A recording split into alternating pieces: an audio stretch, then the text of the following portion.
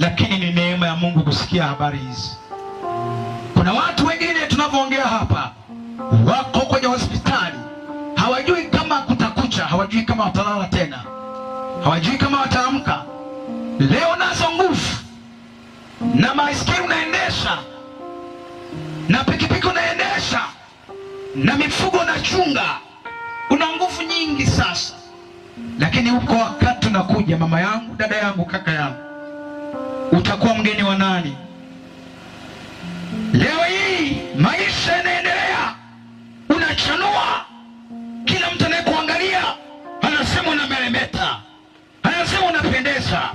Baada ya hayo yote utakuwa mgeni wa nani? Ndugu yangu unayenisikiliza, ni kweli watu wamekufahamu kwamba wewe ni mkulima mkubwa wa bustani, lakini baada ya hayo yote utakuwa mgeni wa nani? Ndugu yangu, ni kweli tunafahamu naimba, tunafahamu na hubiri Injili, tunafahamu ni mzee wa kanisa.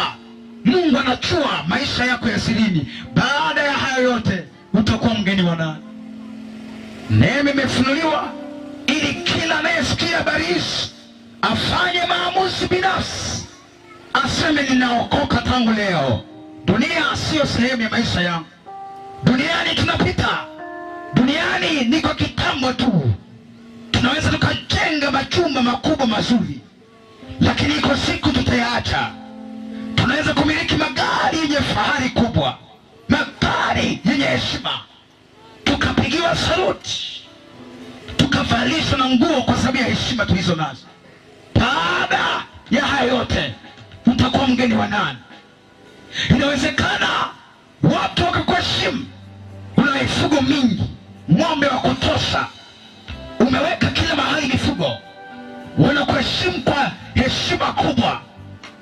Niulize swali hili moyoni mwako, baada ya hayo yote utakuwa mgeni wa nani? Mungu anakuuliza kwenye moyo wako, kwa sababu anajifahamu vema. Nataka niwe na makundi matatu.